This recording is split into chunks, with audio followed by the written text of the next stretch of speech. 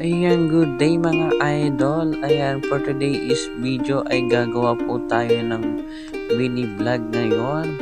At tayo magsasaing sa hindi gamit ang apoy. Alam niyo ba kung paano magsaing na hindi gamit ang apoy mga idol? Ayan, pababa na nga tayo at pupunta tayo dun sa tindahan ni nanay.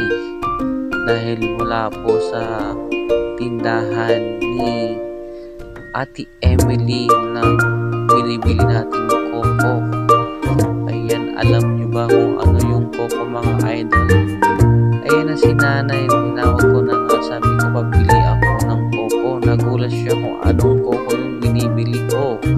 Alam nyo ba yun mga idol? Koko, ito po yung isang ginto na hinahanap-hanap ng taong bayan na sana'y mabenta ng 20 kilos. Ayan pala ay Coco Pandan. Ayan, diba? Cha-frank. Ayan ang Coco natin ng tag 60 ang kilo. Dahil yung 20 kilos wala na po. Nasaan kaya ang 20 kilos na tunga? 20 kilos na tunga. Ayan, shoutout sa inyo dyan. Ayan, ngayong araw na to ay tayong magsasaing.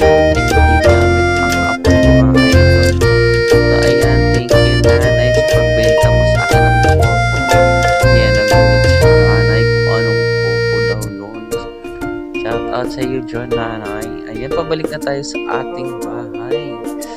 Ayan mga idol. Ayan, tuloy lang tayo sa ating mga pangarap sa buhay.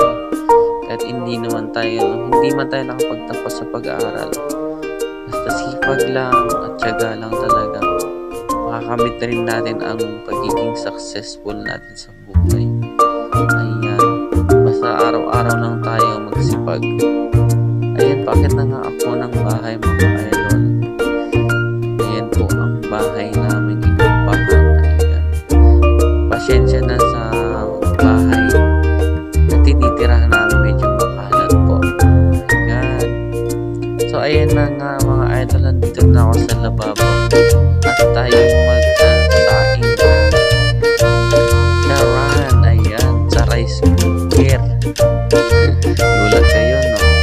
Nagsasaing sa hindi apoy.